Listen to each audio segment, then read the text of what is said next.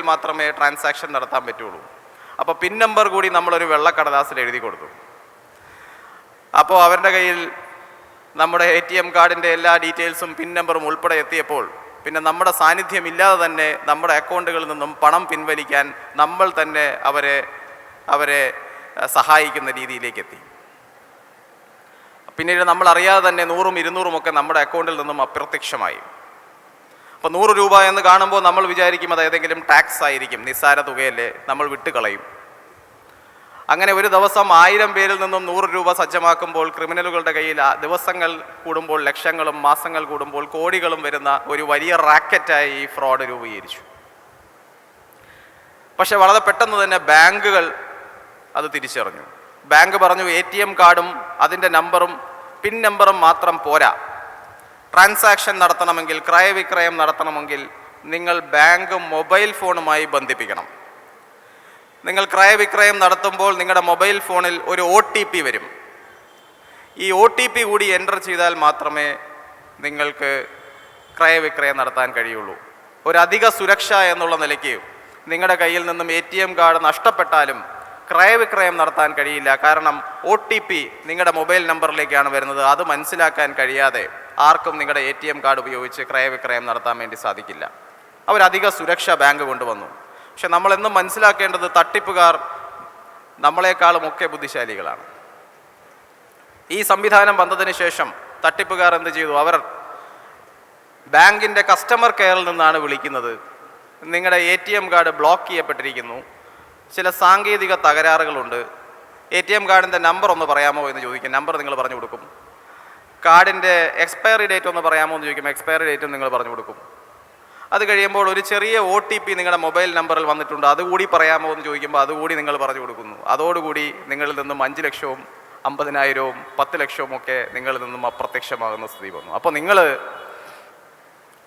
OTP എന്നൊരു സംവിധാനം ബാങ്കുകൾ കൊണ്ടുവന്നപ്പോൾ ആ സംവിധാനത്തിനെ കൂടി മറികടക്കുന്നതിന് വേണ്ടിയിട്ടുള്ള സംവിധാനങ്ങൾ, മറു സംവിധാനങ്ങൾ, തന്ത്രങ്ങളൊക്കെ സൈബർ കുറ്റവാളികൾ ആർജിച്ചു. ഇതിനുശേഷം ബാങ്കുകൾ വലിയ രീതിയിൽ, പോലീസും അതുപോലെ തന്നെ ബാങ്കുകളുമൊക്കെ വലിയ രീതിയിലുള്ള പ്രചരണം നടത്തി. ഒരു ബാങ്കിൻ്റെ കസ്റ്റമർ കെയറിൽ നിന്നും നിങ്ങൾക്ക് ATM കാർഡിൻ്റെ ഡീറ്റെയിൽസ് ചോദിച്ചുകൊണ്ടോ OTP നമ്പർ ചോദിച്ചുകൊണ്ടോ നിങ്ങളെ ആരും വിളിക്കില്ല, ഒരു ബാങ്കും നിങ്ങളെ വിളിക്കില്ല. അങ്ങനെയുള്ള സ്വകാര്യ വിവരങ്ങൾ ആരെങ്കിലും നിങ്ങളെ വിളിച്ച് അന്വേഷിക്കുന്നുണ്ടെങ്കിൽ അത് സൈബർ കുറ്റവാളികളായിരിക്കും. നിങ്ങൾ ആരും തന്നെ OTPയോ അല്ലെങ്കിൽ നിങ്ങളുടെ ബാങ്ക് ATM കാർഡിൻ്റെ ഡീറ്റെയിൽസോ ആര് വിളിച്ചാലും പറഞ്ഞു കൊടുക്കരുത് എന്ന നിലയിൽ വലിയ രീതിയിലുള്ള പ്രചരണം ഈ മേഖലയിൽ ബാങ്കുകളുടെ ഭാഗത്തു നിന്നും പോലീസിൻ്റെ ഭാഗത്തു നിന്നുമൊക്കെ ഉണ്ടായപ്പോൾ ഇന്ന് കേരളത്തിൽ OTP പറഞ്ഞു കൊടുക്കുന്ന ആളുകൾ വിരളമാണ്. പക്ഷേ ഞാൻ നേരത്തെ പറഞ്ഞതുപോലെ തന്നെ ഇതിനെ മറികടക്കുന്നതിന് മറ്റ് തന്ത്രങ്ങൾ സൈബർ കുറ്റവാളികൾ കണ്ടെത്തി. നിങ്ങളൊന്ന് ആലോചിച്ച് നോക്കൂ. നിങ്ങളുടെ ഫോൺ നമ്പറിൽ SMS ആയി, വാട്സപ്പ് മെസ്സേജായി എല്ലാ ദിവസവും കസ്റ്റമർ സർവീസിൽ നിന്നുള്ള വ്യാജേന നിരവധി ലിങ്കുകൾ വരുന്നുണ്ട്. KSEB ഇലക്ട്രിസിറ്റി ബില്ലടയ്ക്കാൻ സമയമായി, ഇന്ന് രാത്രി 12 മണിക്ക് മുമ്പ് താഴെ കാണുന്ന ലിങ്കിൽ പ്രസ് ചെയ്ത് നിങ്ങൾ അടച്ചില്ലെങ്കിൽ നാളെ മുതൽ കറണ്ട് ഉണ്ടാവില്ല. ഏഷ്യാനെറ്റ് ബ്രോഡ്ബാൻഡിൽ നിന്നാണ് താഴെ കാണുന്ന ലിങ്കിൽ പ്രസ് ചെയ്ത് ബ്രോഡ്ബാൻഡിൽ നിങ്ങൾ അടയ്ക്കാനുള്ള ബില്ല് അടച്ചില്ലെങ്കിൽ നാളെ നിങ്ങൾക്ക് ഇൻ്റർനെറ്റ് കണക്ഷൻ ഉണ്ടാകില്ല എന്നൊക്കെ പറഞ്ഞുകൊണ്ട് നിരവധി മെസ്സേജുകൾ നിങ്ങളെ തേടി വരുന്നുണ്ട്. ഈ മെസ്സേജിൽ കാണുന്ന ലിങ്കിൽ നിങ്ങൾ പ്രസ് ചെയ്താൽ കറണ്ട് ചാർജ് അടച്ചിട്ടില്ല, KSEBയിൽ എത്രയും പെട്ടെന്ന് 500 രൂപ അടയ്ക്കൂ എന്ന് പറഞ്ഞുകൊണ്ട് നിങ്ങൾ ഒരു ലിങ്കിൽ പ്രസ് ചെയ്താൽ ആ ലിങ്ക് നിങ്ങളെ നയിക്കുന്നത് കാഴ്ചയിൽ KSEBയുടേത് എന്ന് തോന്നിക്കുന്ന രീതിയിലുള്ള ഒരു വെബ്സൈറ്റിലേക്കായിരിക്കും. എന്നാൽ അത് KSEBയുടെ വെബ്സൈറ്റ് ആയിരിക്കില്ല. കാഴ്ചയിൽ KSEBയുടേത് എന്ന് തോന്നിക്കുന്ന തരത്തിൽ സൈബർ കുറ്റവാളികൾ തന്നെ ഉണ്ടാക്കിയെടുത്തിട്ടുള്ള ഏതെങ്കിലും വ്യാജ വെബ്സൈറ്റുകളിലെയാണ് നിങ്ങൾ നയിക്കപ്പെടുന്നത്. അവിടെ നിങ്ങൾക്ക് പണമടയ്ക്കുന്നതിനുള്ള സംവിധാനം ഉണ്ടാവും. നിങ്ങളുടെ ATM കാർഡ് നമ്പറും നിങ്ങളുടെ പാസ്വേഡും OTPയും ഒക്കെ നിങ്ങൾ അവിടെ ടൈപ്പ് ചെയ്ത് നൽകുമ്പോൾ ഇതെല്ലാം സൈബർ കുറ്റവാളികൾ നിരീക്ഷിക്കുകയും ആ വെബ്സൈറ്റിലൂടെ തന്നെ ഈ വിവരങ്ങൾ ചോർത്തിയെടുത്ത് നിങ്ങളിൽ നിന്നും 5-10 ലക്ഷം നഷ്ടപ്പെടുന്ന നിരവധി സംഭവങ്ങൾ കേരളത്തിൽ റിപ്പോർട്ട് ചെയ്യുന്നുണ്ട്. അപ്പോൾ ATM കാർഡിൽ നിന്നും OTPയിൽ നിന്നും വ്യാജ വെബ്സൈറ്റുകളുടെ ലിങ്കുകൾ നിങ്ങളുടെ മൊബൈൽ ഫോണിലേക്ക് അയച്ചു തരുന്നത് വരെയുള്ള മാർഗങ്ങളാണ് സൈബർ കുറ്റവാളികൾ ഉപയോഗിച്ചുകൊണ്ടിരിക്കുന്നത്. അപ്പോൾ ഒരു കാരണവശാലും ഇത്തരം ലിങ്കുകളിലേക്ക് നമ്മൾ നയിക്കപ്പെടാതിരിക്കുക എന്നുള്ളതും, KSEBയിൽ പണമടയ്ക്കണമെന്നുണ്ടെങ്കിൽ KSEBയുടെ ഒറിജിനൽ വെബ്സൈറ്റ് നമുക്ക് അവൈലബിൾ ആണ്. ആ വെബ്സൈറ്റിൽ പോയി നിങ്ങൾക്ക് ക്രയവിക്രയം നടത്താം. അതിൽ പറഞ്ഞിരിക്കുന്ന കസ്റ്റമർ നമ്പറുണ്ട്.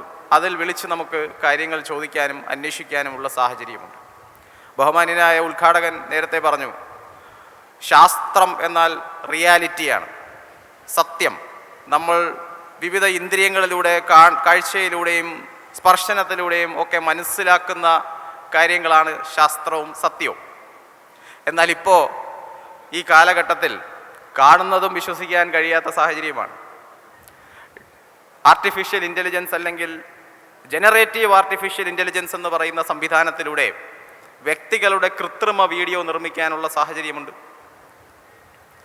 ഒരു വ്യക്തി പറയാത്ത കാര്യങ്ങൾ പറഞ്ഞു എന്ന തരത്തിൽ വ്യാജ വീഡിയോഗ്രാഫുകൾ നമ്മുടെ മുന്നിലേക്ക് എത്തുകയാണ്. കാഴ്ചകളെ തന്നെ വിശ്വസിക്കാൻ കഴിയാത്ത സാഹചര്യമുണ്ട്. ഇന്ത്യയിൽ തന്നെ ആദ്യത്തെ ആർട്ടിഫിഷ്യൽ ഇൻ്റലിജൻസ് ഉപയോഗിച്ചുകൊണ്ടുള്ള ആദ്യത്തെ സൈബർ ഫ്രോഡ് നടക്കുന്നത് കേരളത്തിലാണ്. നിങ്ങൾക്കറിയാം, കോഴിക്കോട് ജില്ലയിൽ ആണ് ആദ്യത്തെ ആർട്ടിഫിഷ്യൽ ഇൻ്റലിജൻസ് ഉപയോഗിച്ചുകൊണ്ടുള്ള സൈബർ കുറ്റകൃത്യം നടക്കുന്നത്. നമ്മുടെ കോഴിക്കോടിലാണ്. വളരെ വിദ്യാസമ്പന്നനായ റിട്ടയേർഡ് ഒരു ഗവൺമെൻറ് എംപ്ലോയി, അദ്ദേഹം ഒരു ഞായറാഴ്ച രാവിലെ 6 മണിക്ക് എഴുന്നേൽക്കുമ്പോൾ അദ്ദേഹത്തിന് വാട്സാപ്പിൽ ഒരു വീഡിയോ കോൾ വരികയാണ്. സാധാരണ കോളല്ല, വീഡിയോ കോളാണ്. ആ വീഡിയോ കോളിൽ അദ്ദേഹത്തിൻ്റെ വളരെ നാളായി അറിയാവുന്ന ഒരു അടുത്ത സുഹൃത്ത് വീഡിയോ കോളിലൂടെ പ്രത്യക്ഷപ്പെടുകയാണ്. അദ്ദേഹം ദുബായ് എയർപോർട്ടിലാണ്. അദ്ദേഹത്തിൻ്റെ സഹോദരി ഹോസ്പിറ്റലിലാണ്. ഒരു അടിയന്തര ശസ്ത്രക്രിയയ്ക്ക് വിധേയമാകേണ്ടതുണ്ട്, അടിയന്തരമായി കുറച്ച് ധനസഹായം ആവശ്യമുണ്ട് എന്ന് പറയുകയാണ്. സുഹൃത്ത് വീഡിയോ കോളിലുണ്ട്, നേരിട്ട് കണ്ടാണ് സംസാരിക്കുന്നത്. അപ്പോൾ വിഷയത്തിൻ്റെ അടിയന്തര പ്രാധാന്യം മനസ്സിലാക്കിക്കൊണ്ട് ഇദ്ദേഹം ആ പണം ട്രാൻസ്ഫർ ചെയ്ത് കൊടുക്കുന്നു. അതിനുശേഷം ഏകദേശം അരമണിക്കൂറുകൾ കഴിഞ്ഞ് ഈ ഹോസ്പിറ്റലിലുള്ള വ്യക്തിക്ക് എന്തെങ്കിലും പുരോഗതിയുണ്ടോ, സർജറി നടന്നോ എന്നുള്ള വിവരങ്ങൾ അന്വേഷിക്കാനായി സുഹൃത്തിൻ്റെ ഭാര്യയുമായി ബന്ധപ്പെടുമ്പോഴാണ് സുഹൃത്ത് അങ്ങനെ വിളിച്ചിട്ടില്ല എന്നുള്ള വിവരം മനസ്സിലാകുന്നത്. അപ്പോൾ നിങ്ങൾ ആലോചിച്ച് നോക്കണം, വീഡിയോ കോളിലൂടെ നേരിട്ട് കണ്ട് സംസാരിച്ച് ബോധ്യപ്പെട്ടതിന് ശേഷമാണ് ഈ തുക നൽകിയത്. അദ്ദേഹം ഉടനെ തന്നെ സൈബർ പോലീസുമായി ബന്ധപ്പെട്ടു. ഞങ്ങൾ അന്വേഷിച്ചപ്പോൾ അദ്ദേഹം സംസാരിച്ചത് അദ്ദേഹത്തിൻ്റെ സുഹൃത്തിനോടല്ല, ആർട്ടിഫിഷ്യൽ ഇൻ്റലിജൻസിലൂടെ നിർമ്മിക്കപ്പെട്ട അദ്ദേഹത്തിൻ്റെ സുഹൃത്തിൻ്റെ ഒരു ഡീപ്പ് ഫേക്കിനോടാണ് അദ്ദേഹം സംസാരിച്ചിരിക്കുന്നത്.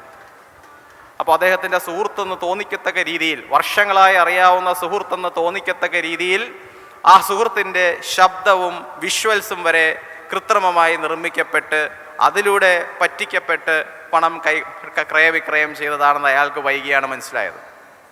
അദ്ദേഹം വളരെ വിദ്യാസമ്പന്നനായ മനുഷ്യനാണ്.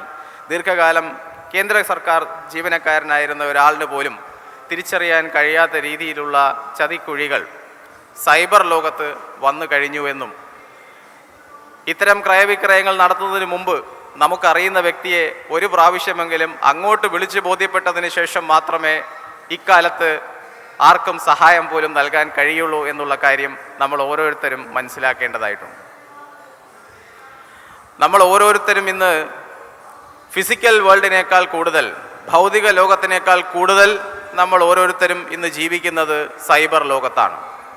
ഒരു മനുഷ്യൻ എവിടെയാണ് ജീവിക്കുന്നതെന്ന് നോക്കുന്നത് നമ്മുടെ മാനസികമായ സമയം ഏറ്റവും കൂടുതൽ ചെലവഴിക്കുന്നത് അവിടെയാണ് നമ്മൾ ജീവിക്കുന്നത്.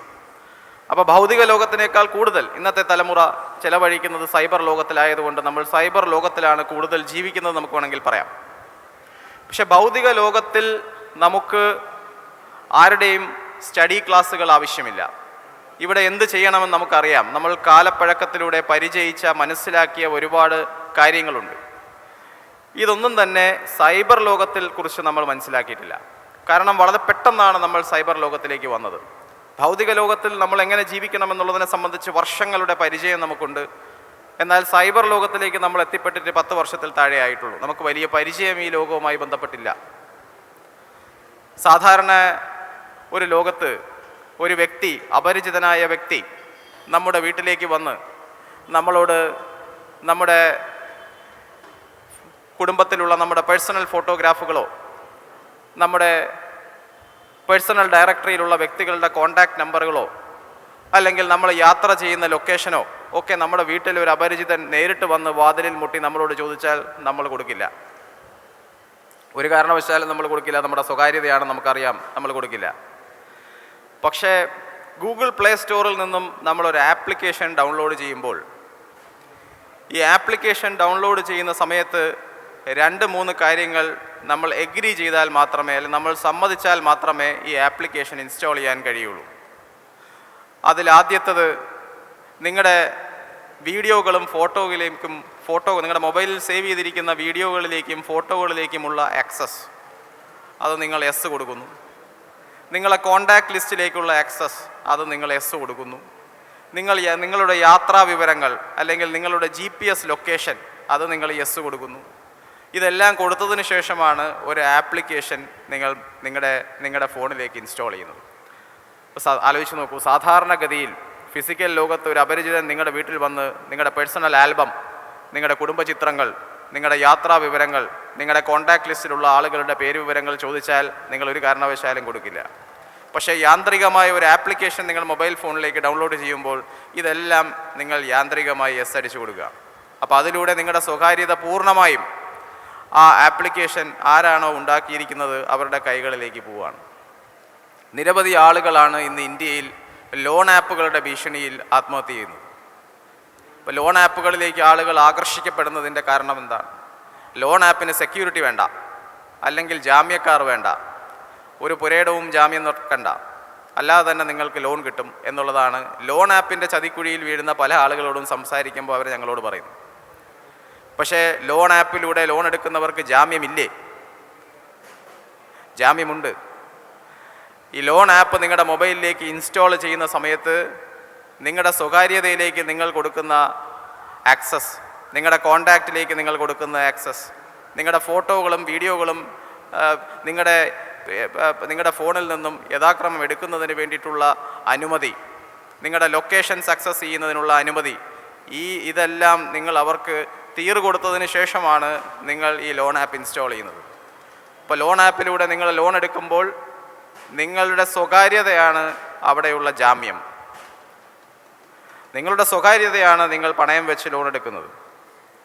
ഈ ലോൺ നിങ്ങൾ അടയ്ക്കാതെ വന്നാൽ നിങ്ങളുടെ കോൺടാക്റ്റ് ലിസ്റ്റിലുള്ള സകല ആളുകൾക്കും, എല്ലാ ആളുകൾക്കും നിങ്ങളെക്കുറിച്ച് മോശമായ മെസ്സേജുകൾ അയക്കും. നിങ്ങളുടെ ഫോട്ടോകൾ വികൃത രൂപത്തിലാക്കി പല ആളുകൾക്കും സാമൂഹിക മാധ്യമങ്ങളിലൂടെ അയക്കുന്ന സ്ഥിതിയുണ്ടാവും. അത്തരം ഭീഷണികൾപ്പെട്ട് ആത്മഹത്യ ചെയ്യുന്ന ആളുകൾ കേരളത്തിലുമുണ്ട്. അപ്പോൾ സൈബറിലും ആധുനിക സാങ്കേതിക വിദ്യയിലുമൊക്കെയുള്ള എല്ലാവിധ അഡ്വാൻറ്റേജസും ഗുണങ്ങളും നമ്മൾ സ്വായത്തമാക്കുകയും അത് നമ്മുടെ പ്രോഗ്രസ്സിലേക്ക് വേണ്ടിയിട്ടും നമ്മുടെ ഉന്നതിയിലേക്ക് വേണ്ടിയും ഉപയോഗിക്കുകയും ഒക്കെ ചെയ്യുമ്പോഴും ഇത്തരം സൈബർ ലോകത്ത് ജീവിക്കുന്നതിന് വേണ്ടി നമ്മൾ പ്രാപ്തരാകേണ്ടതുണ്ട്. ഭൗതിക ലോകത്തിൽ നിന്നും വളരെ വ്യത്യസ്തമാണ് സൈബർ ലോകം എന്നുള്ളൊരു അടിസ്ഥാനപരമായിട്ടുള്ള അറിവ് നമ്മൾ ആർജിക്കേണ്ടതുണ്ട്. സൈബർ മേഖലയിലുള്ള എല്ലാ ഗുണങ്ങളും നമ്മൾ സ്വായത്തമാക്കുന്നതിനോടൊപ്പം തന്നെ ഇത്തരം ചതിക്കുഴികളിൽ നിന്നും മാറി നടക്കുന്നതിനും നമ്മൾക്ക് ഗുരുദേവൻ്റെ അനുഗ്രഹം ഉണ്ടാകട്ടെ എന്ന് പ്രാർത്ഥിച്ചുകൊണ്ടും ആശംസിച്ചുകൊണ്ടും നിർത്തുന്നു. നന്ദി, നമസ്കാരം.